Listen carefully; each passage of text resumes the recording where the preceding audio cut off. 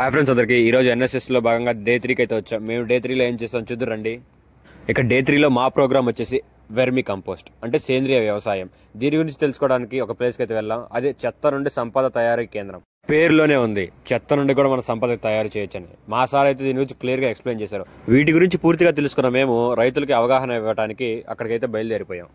వెళ్తుంటే దారి మధ్యలో మాకైతే ఈ స్కూల్ కనపడింది. కొంచెంసేపు పిల్లలతో ఇంటరాక్ట్ అవుదాని మేము స్కూల్లోకి అయితే ఎంటర్ అయ్యాం. ఇక్కడ ఉన్న పిల్లలు చాలా అంటే చాలా షార్ప్ గా, నిజంగా పిల్లలతో టైం స్పెండ్ చేస్తుంటే వచ్చే ఆనందం అసలు వర్ణనాతీతం, ఎప్పటికీ అసలు వర్ణించలేము. ఎంత టైం కూడా తెలియలేదు మాకు. చూస్తూనే లంచ్ టైం అయిపోయింది. మా స్కూల్లో లంచ్ ఎలా పెడతారు ఒకసారి టేస్ట్ చేయమంటే మా టీం అంతా టేస్ట్ చేసింది. టేస్ట్ అయితే నెక్స్ట్ లెవెల్లో ఉంది, అసలు మామూలుగా లేదు టేస్ట్. ఇంకా మా మేడానికి కూడా టేస్ట్ చేయమని ఇస్తే మేడం కూడా అసలు ఏ వంక లేదు ఫుడ్ లో అయితే. ఇక కొంతసేపు రైతులతో ఇంటరాక్ట్ అవుదామని వాళ్ళ దగ్గరికి వెళ్ళాం. అసలు నిజంగా వాళ్ళ బాధలు చెప్తుంటే కళ్ళలో నీళ్లు తిరిగినాయి. అందుకే అంటారు రైతే దేశానికి వెన్నెముక, అతడు అలిగితే లేదు మనకు అన్నమిక అని. At the end of the day మాకైతే మంచిగా స్నాక్స్ అయితే ప్రొవైడ్ చేశారు. అందరూ ఒక్కోటి తీసుకుంటే వీడు మాత్రం రెండు తీసుకున్నాడు. మీ గ్యాంగ్లో ఇలాంటి వాడు ఉంటే వాడికి షేర్ చేయండి. Please like and subscribe.